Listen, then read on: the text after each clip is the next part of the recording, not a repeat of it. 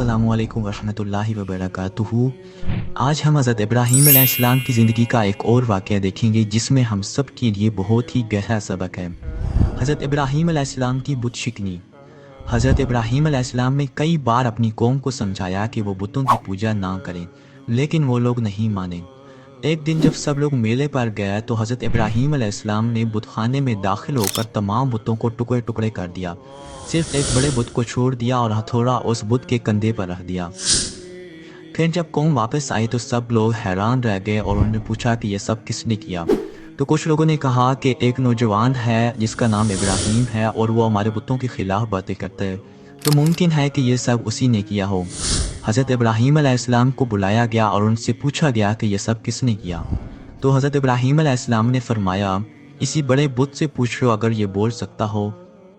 इस तरह हज़रत इब्राहीम ने अपनी कौम को सोचने और समझने की दावत दी ताकि वो खुद माने कि जिनको वो खुदा समझ रहे हैं वो ना बोल सकते हैं ना अपना दिफा कर सकते हैं, तो वो रब कैसे हो सकते हैं। कौम शर्मिंदा तो हुई मगर फिर भी जिद में आकर हक को ना माना।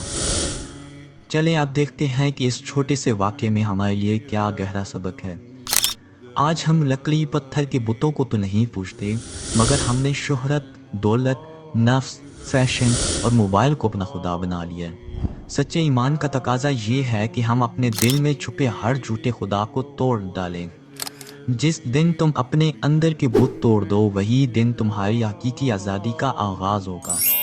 इकबाल कहते हैं, इश्क कातिल से भी मकतूल से हमदर्दी भी, इश्क कातिल से भी मकतूल से हमदर्दी भी, ये बता किससे मोहब्बत की जज़ा मांगेगा।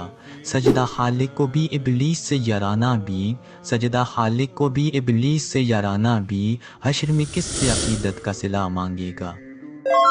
अब तक के लिए सिर्फ इतना ही। इंशाअल्लाह बहुत जल्द हज़रत इब्राहीम अलैहिस्सलाम की ज़िंदगी किसी और ख़ूबसूरत वाक़े के साथ हाजिर होंगे।